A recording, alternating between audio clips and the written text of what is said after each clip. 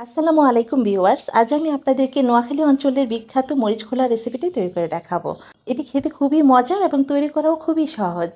আমি এই প্রথম এই রেসিপিটা তৈরি করেছি, আমার কাছে অসম্ভব খেতে ভালো লেগেছে, তাই আপনাদের সাথেও রেসিপিটা শেয়ার করেছি। একবার হলেও কিন্তু ট্রাই করবেন। আশা করছি আপনাদের কাছেও এই রেসিপিটা খুবই ভালো লাগবে। তো চলুন এই মরিচ খোলা রেসিপিটা আমি কিভাবে তৈরি করেছি এক নজরে দেখে নিই। রান্নার শুরুতেই এখানে আমি ৩-৪টি পেঁয়াজ নিয়েছি, মোটা মোটা করে একটু কেটে নিয়েছি। আর সাথে নিয়েছি এখানে 5টির মতো রসুনের কোয়া, আর নিয়েছি 3টে শুকনো মরিচ। এই রেসিপিটার জন্য পেঁয়াজের পরিমাণটা একটু বেশি নিতে হবে। আর যেহেতু রেসিপিটার নাম মরিচ খোলা, সেহেতু এখানে তো মরিচের পরিমাণটা একটু বেশি নিতে হবে, একটু ঝালই হবে রেসিপিটা। আর এটা শুকনো মরিচ দিয়ে তৈরি করলে রেসিপিটা খেতে খুবই ভালো লাগে।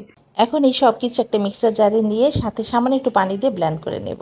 এখন অন্য এক পাশে এখানে আমি নিয়েছি 3টি বড় সাইজের পেঁয়াজ এবং 5-6টি কাঁচামরিচ। সবগুলো আমি কুচি কুচি করে কেটে নিয়েছি। এখন এখানে দিয়েছি ব্লেন্ড করে রাখা পেঁয়াজ, রসুন এবং সেই শুকনো মরিচ।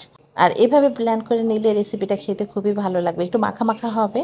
আর এখানে দিয়েছি 1 চা চামচ পরিমাণ লাল মরিচের গুঁড়া, আর দিচ্ছি 1/2 চা চামচ পরিমাণ হলুদের গুঁড়া। স্বাদ অনুযায়ী দিচ্ছি এখানে লবণ, আর সাথে দিচ্ছি এখানে 1/2 কাপ পরিমাণ সরিষার তেল। আর এই রেসিপিটা সাধারণত সরিষার তেল দিয়েই কিন্তু করতে হয়।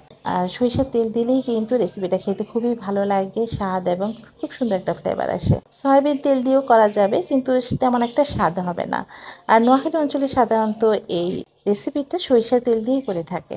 এখন তেল, মশলা, লবণ খুব ভালোভাবে হাত দিয়ে মাখিয়ে নিতে হবে। যত বেশি মাখানো যাবে রেসিপিটা তত বেশি খেতে ভালো লাগবে। আমি এখানে হাত দিয়ে মাখিয়ে নিচ্ছি, আপনারা চাইলে এখানে চামচ দিয়েও মাখিয়ে নিতে পারেন। আর যেহেতু এখানে আমি মরিচের পরিমাণটা বেশি নিয়েছি, তাই এখানে হাতে জ্বালা পোড়া করতে পারে, সেক্ষেত্রে হাতে গ্লাভস পরে নিলে সবচেয়ে ভালো হয়। আর এই মরিচ খোলা রেসিপিটার জন্য এখানে আমি নিয়েছি কিছু পরিমাণ মলায় মাছ, আর নিয়েছি কাচকি মাছ। আর এই মাছগুলো আমি আগে থেকে কেটে লবণ পানি দিয়ে খুব ভালোভাবে ধুয়ে মাছের গা থেকে পানিটা জড়িয়ে রেখেছি। নোয়াখালী অঞ্চলে সাধারণত 5 ধরনের ছোট মাছ দিয়ে তৈরি করে থাকে, আর খেতেও ভালো লাগে। তবে বড় মাছ দিয়ে করা যায়, ছোট ছোট করে টুকরো করে নিলে সেগুলো দিয়েও করা যায়। তো আমার হাতের কাছে 2 ধরনের মাছ ছিল, আমি আজকে এই 2 ধরনের মাছ দিয়ে রেসিপিটা তৈরি করছি। এখন এই মাছগুলো দিয়েও আলতোভাবে মাখিয়ে নেব সবগুলো মশলার সাথে। মরিচ খোলা এই রেসিপিটা নোয়াখালী অঞ্চলের ঐতিহ্যবাহী একটা রেসিপি। ওরা সাধারণত কলা পাতায় এই রেসিপিটা করে থাকে। আমি এই রেসিপিটা প্রথম আমার বান্ধবীর বাসায় খেয়েছিলাম। বিশ্বাস করেন এত ভালো লেগেছিল, তখন ওর কাছ থেকে রেসিপিটা জেনে নিয়েছি। তো ভেবেছিলাম যে বাসায় একদিন ট্রাই করব। কিন্তু আমাদের শহরে তো সাধারণত কলা পাতা অ্যাভেলেবেল পাওয়া যায় না, তো সেটা ভেবে এতদিন করা হয়নি। তো আমি আজকে ভাবলাম যে কলা পাতা ছাড়াও তো করা যায় অন্যভাবে। কলা পাতা দিয়ে মুড়িয়ে সুতা দিয়ে বেঁধে এই রেসিপিটা সাধারণত করা হয়ে থাকে, আর এটা অনেকটা ঝামেলা মনে হয়। আর এই ঝামেলা ভেবে অনেকেই কিন্তু এই রেসিপিটা করতে চায় না। আজ আমি খুব সহজভাবে কলা পাতা ছাড়া এই রেসিপিটা তৈরি করেছি।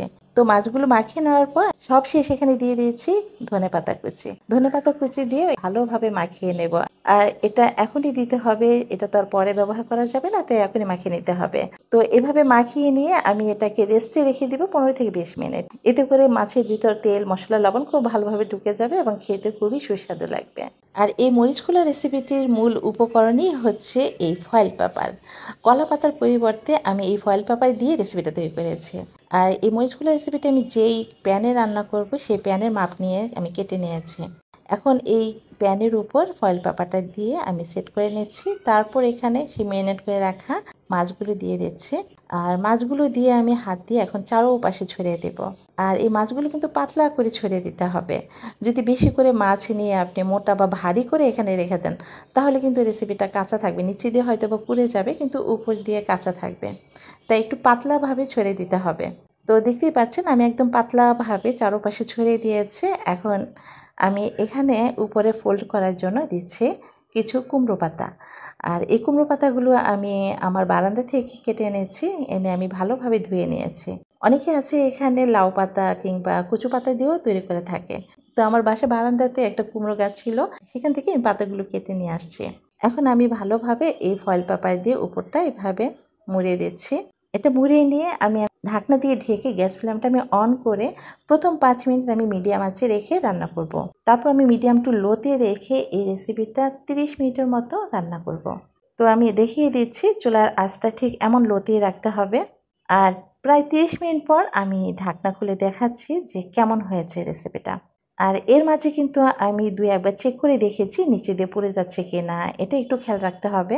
এই মাছগুলো না একদম পুড়েও যায়নি, আবার কাঁচাও রয়নি। একদম ঠিক হয়েছে। আর আপনারা দেখেই বুঝতে পারছেন। দেখুন, আমি একটু দেখিয়ে দিচ্ছি। দেখে বুঝতেই পারছেন মাছগুলো কিন্তু কাঁচাও রয়নি, আবার পুড়েও যায়নি। একদম পারফেক্টভাবে হয়েছে।